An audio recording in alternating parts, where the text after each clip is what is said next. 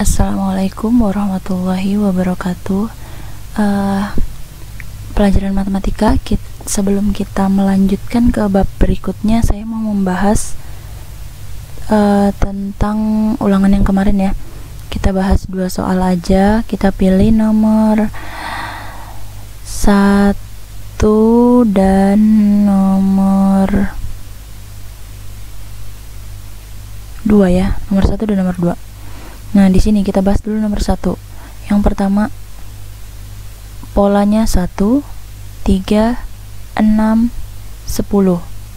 Bedanya adalah 2, 3, 4. Nah, ini kan masih beda-beda nih.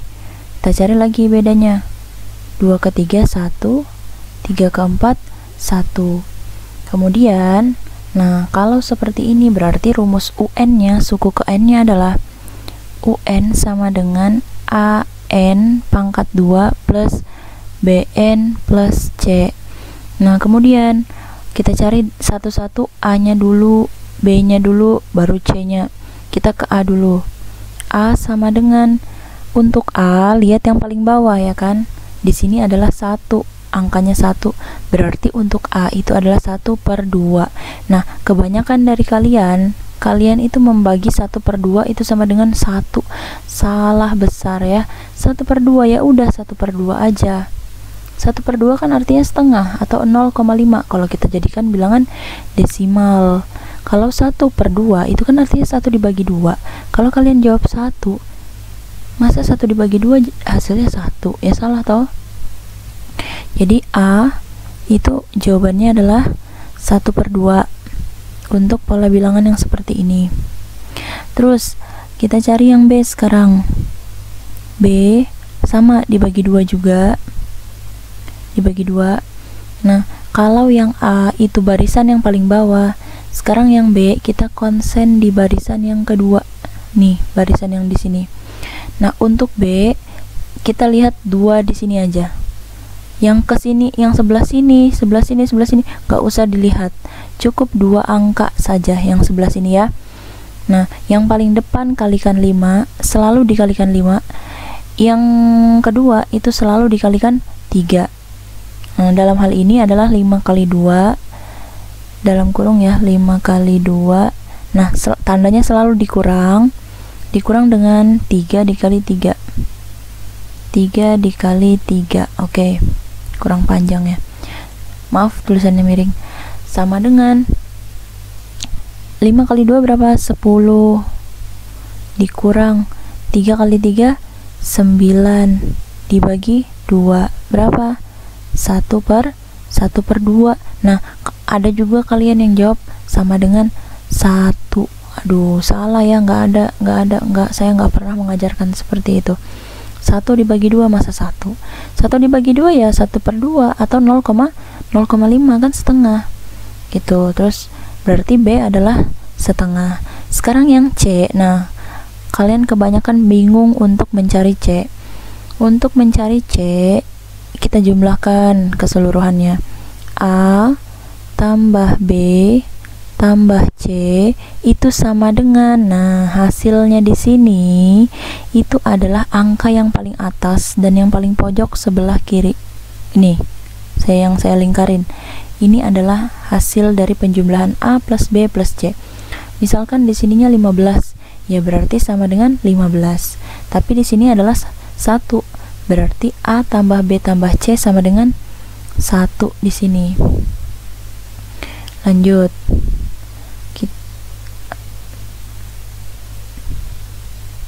Di sini kita sudah menemukan A itu setengah. Masukkan 1/2 ditambah B-nya juga sudah dapat. B-nya adalah 1/2 ditambah C. Nah, kalian juga kebanyakan C itu kalian masukin 1. Ya salah, kan C-nya belum kita dapat, belum kita temukan, baru mau kita cari. Nah, sama ditambah C sama dengan 1. Setengah tambah setengah atau 1 tambah 1 2/2. 2/2 sama dengan 1 ditambah C sama dengan 1. Nah, ini aljabar.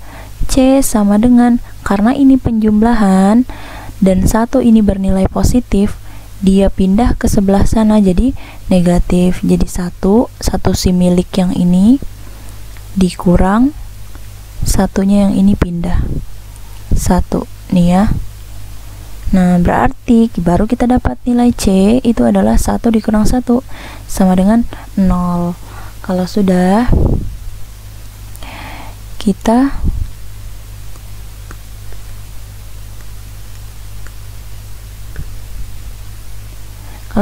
tulis UN-nya. Maka UN sama dengan A-nya kan sudah dapat setengah 1/2.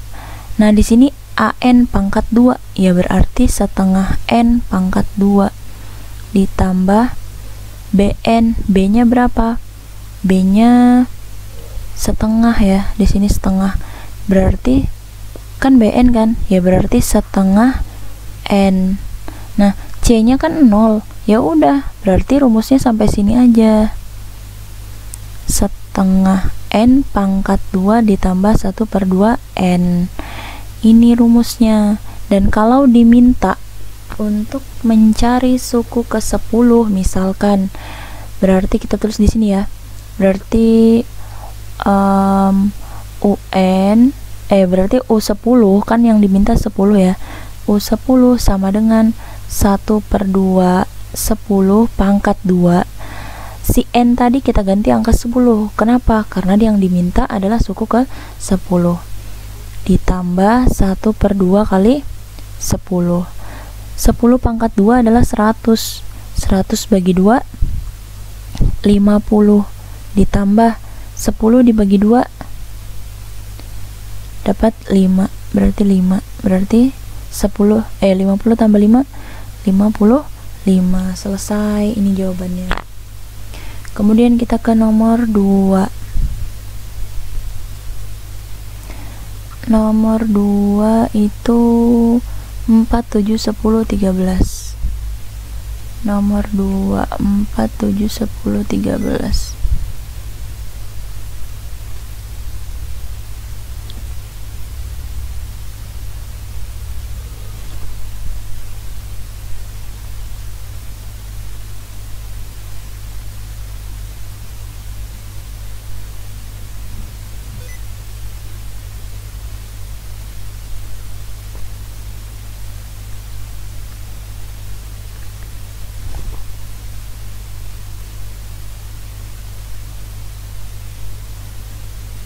Nomor 2 4, 7, 10, 13. Sebentar. 4, 7 salah.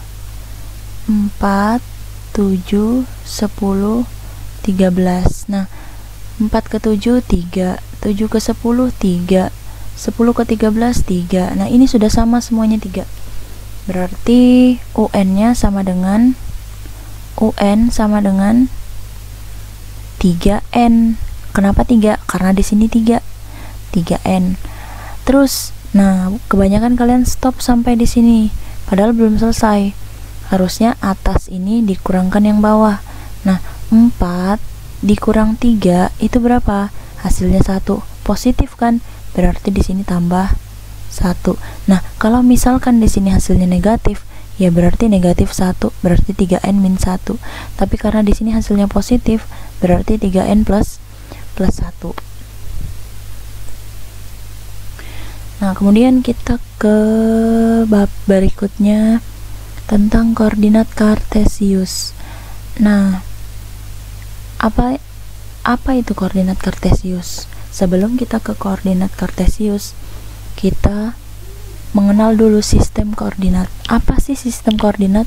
Sistem koordinat adalah suatu metode atau cara untuk menentukan letak suatu titik pada grafik dengan menggunakan acuan sumbu yang tetap.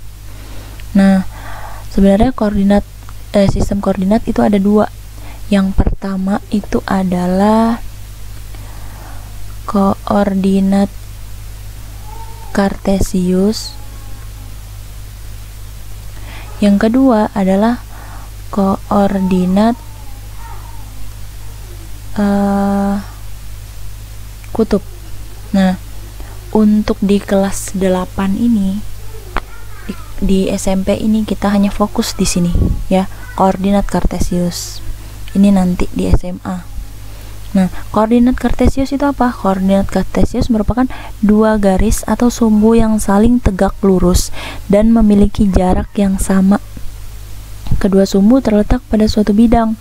Sumbu horizontal mendatar dinamakan sumbu X, disebut apsis, dengan sumbu vertikal tegak dinamakan sumbu Y, atau namanya adalah orbit. Di sini saya tulis ya, sumbu X itu dinamakan apsis, salah. Sumbu X itu namanya apsis, dan sumbu Y itu namanya orbit. Nah, sumbu X itu yang mendatar begini, dan sumbu Y itu yang berdiri. Nih ya, di sini sudah saya gambarkan Y yang berdiri. Y itu dari atas ini sampai bawah. Nah, untuk X itu yang mendatar atau horizontal, dari sini sampai sini. Dan ketika kalian menggambarkan koordinat kartesius, itu panjangnya harus sama. Kalau misalkan si Y itu panjangnya 15 kotak, berarti X itu juga panjangnya harus 15 kotak. Atau kalau kalian menggambar menggunakan kertas kosong ya, kalau ini kan ada anunya, garisnya. Kalau kalian menggunakan kertas kosong, itu bisa menggunakan penggaris. Berarti misalkan kalian panjangnya yang Y itu 15 cm, berarti X nya juga panjangnya 15 cm, harus sama panjangnya. Nah, terus ketika memasukkan, nah untuk di koordinat kartesius itu ada namanya kuadran. Kuadran itu daerah di dalam koordinat kartesius. Di sini namanya kuadran 1, di sini namanya kuadran 2, ini namanya kuadran 3, dan yang ini namanya kuadran 4. Dimulai dari atas kanan ini ke samping, ke bawah, dan ke samping ya, jangan terbalik. Tidak dimulai dari sini, tapi dimulai dari kanan. 1, kuadran 1, kuadran 2, kuadran 3, kuadran 4. Nah, fungsi dari kuadran itu sendiri untuk apa? Nah, fungsi dari kuadran itu sendiri nanti kalian pelajarin setelah kalian duduk di bangku SMA. Untuk di SMP ini kalian cuman sampai posisinya aja. Ini kuadran 1, ini kuadran 2, ini kuadran 3, dan ini kuadran 4. Nah, sekarang kita masuk ke titik koordinatnya. Titik koordinat itu bentukannya adalah X, Y. Selalu ya, jangan terbalik, jangan kalian tulis Y, X. Nah, untuk titik X itu tempatnya yang di bawah tadi. Karena kenapa? Karena titik X adalah mendatar ya kan. Nah, kita lihat di sini ada titik A. Kalau saya tempatkan titik A di sini, berarti titik koordinatnya berapa? 2,3. Paham ya? Kenapa 2,3? Karena 2 nih ya, lurus, set 2. Y-nya berapa? Set 2,3. Nah, sekarang kita ganti deh. Sekarang kita ke titik B. Nah, perhatikan ya, sebelah sini adalah positif, ini positif, sebelah kanan positif, X kanan positif, Y atas positif, dan X kiri itu bernilai negatif, Y ke bawah bernilai negatif ya. Untuk kuadran 1 daerahnya positif semua. Nah, sekarang kita ke titik B. Perhatikan, titik B itu di mana? Set min 2. Jangan terbalik ya, ini kan mendatar nih, berarti punya X, berarti min 2 dulu karena dia adalah X, koma. Nah, posisinya sama ya, min 2, min 2. karena y-nya juga min 2 di sini ya, maaf, aduh nabrak jadi. Nah sekarang kita ke C. X-nya berapa? Kita lihat di sini kan, X-nya dulu, selalu X-nya dulu. Set. Ternyata adalah 3, nah ini set 3, min 3. Sekarang kita ke D. X-nya dulu, ingat X-nya dulu, selalu X-nya dulu. Set. Berapa nih? Min 4, set min 4,3 begitu. Nah selanjutnya kita menentukan posisi titik koordinat terhadap sumbu X dan sumbu Y. Kalau ditanya terhadap posisi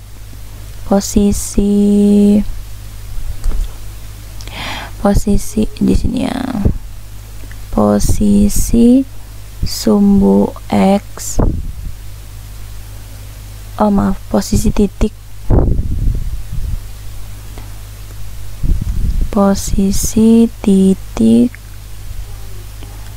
terhadap sumbu X, maka kalian fokus ke titik Y. Sekarang kita ke ini dulu deh, ke A. Titik koordinat untuk A itu adalah 2,3. Nah, kalau ditanya posisi titik A terhadap sumbu X, itu berarti berapa? Berarti jawabannya adalah 3 satuan. Yang dilihat adalah Y-nya. Kalau yang ditanya X, berarti yang dilihat adalah Y. Nah, kalau yang ditanya adalah sumbu Y, berarti yang dilihat adalah X-nya.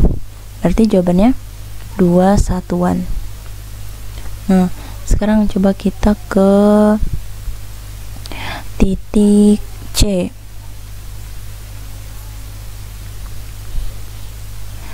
Kita ke titik C. Posisi titik C terhadap sumbu Y misalkan, berarti berapa? Jawabannya adalah, ingat kalau yang ditanya sumbu Y berarti kita lihat titik X, berarti kita fokus di sini ya, karena titik C ya. Berarti yang ditanyakan sumbu Y, berarti 3 satuan. Kalau yang ditanya terhadap sumbu X, berarti berapa? Oh, kebetulan angkanya sama, 3 satuan. Gitu. Bisa ya? Kemudian oke, sampai di sini dulu saya akhiri. Oh, tugasnya setelah ini, tugasnya kalian kerjakan di halaman 52 di buku tulis ya. Kirimkan ke WA saya. Sekian dulu, assalamualaikum warahmatullahi wabarakatuh.